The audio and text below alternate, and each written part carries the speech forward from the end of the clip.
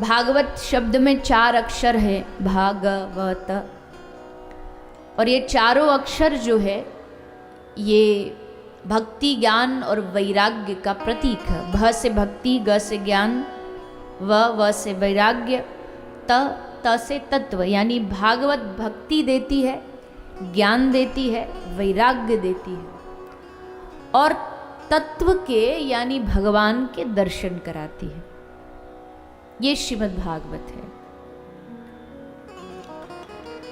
भक्ति भागवत का पहला और प्रमुख सबसे महत्वपूर्ण अंग है। जैसे अन्य पुराण है, हमारे सनातन धर्म में पुराण कितने हैं? कितने पुराण हैं? 18।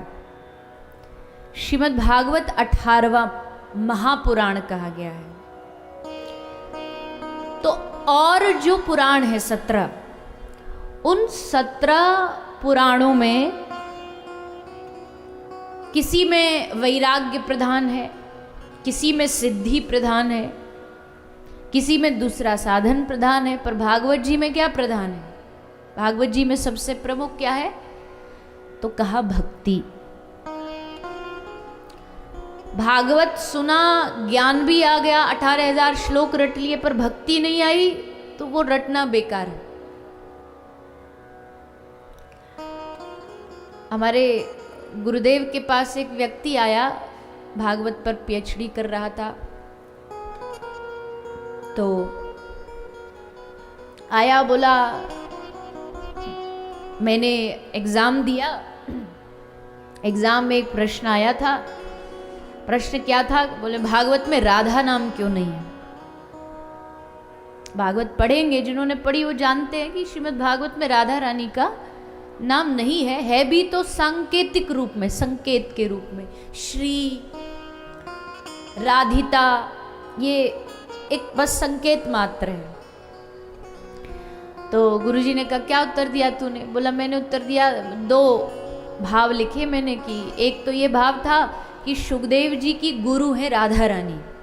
भागवत जी पहली बार सुखदेव जी ने राधा रानी से ही सुनी थी, तो गुरु हुई, गुरु का नाम नहीं लिया जाता। एक भाव ये है, और दूसरा भाव ये है कि राधा नाम इतना मधुर, इतना मीठा है कि सुखदेव जी को लगा एक बार अगर हम राधा बोल देंगे तो हमारे आंख बंद और समाधि लग जाएगी। और ये बेचारा राजा, ये तो 7 दिन, इसमें 7वें दिन मरने वाला है, तक्षक डसने वाला है, तो इसको तो 7 दिन में कथा सुनानी है। तो इसलिए सुखदेव जी ने रोका अपने आप को, जहाँ जहाँ थोड़ा नाम आने वाला था तो पकड़ के अपने आप को रोके, नहीं फिर तू कथा नहीं सुना पाएगा। ये भाव लिखा। गुरुजी बोले बिल्कुल सही लिखा। बोला फिर मैं पास क्यों नहीं हुआ? अगर मैं पास हो जाता तो बढ़िया नौकरी लग जाती और बढ़िया मेरी तनख्वाह हो जाती, बाकी मैंने भागवत को कंठस्थ कर रखा है।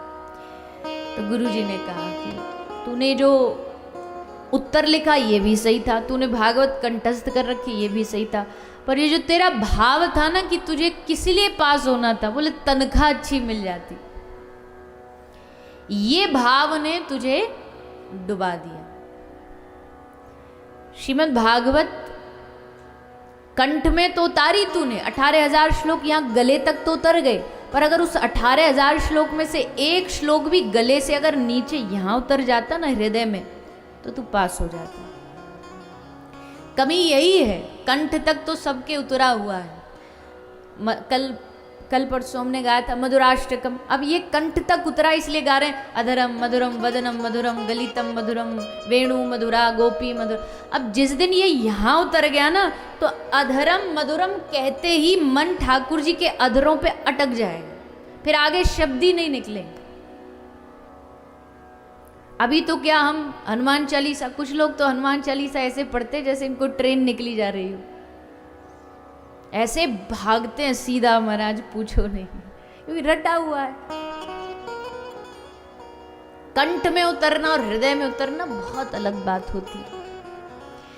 तो आज हम यहाँ भागवत जी के 7वें दिन में आए हैं, कथा श्रवण कर रहे हैं। आज बहुत महत्वपूर्ण दिन है। महत्वपूर्ण दिन तो सारी, पर आज इसलिए विशेष है कि यहाँ से आज किसी को भी खाली हाथ नहीं उठना है, कोई भी यहाँ से खाली नहीं जाएगा। क्या लेके जाएंगे? वो प्रसाद, वो तो 7 दिन से पा ही रहे हैं। लेकिन देखो भागवत जी का प्रसाद ये लड्डू, जलेबी, रबड़ी, रसगुल्ला ये नहीं है।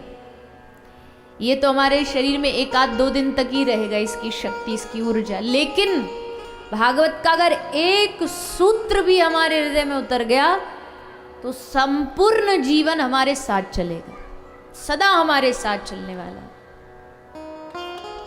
एक सूत्र, एक नियम भी अगर भागवत जी से कोई ले लेता है अपने हृदय में, नियम में बड़ी शक्ति होती है।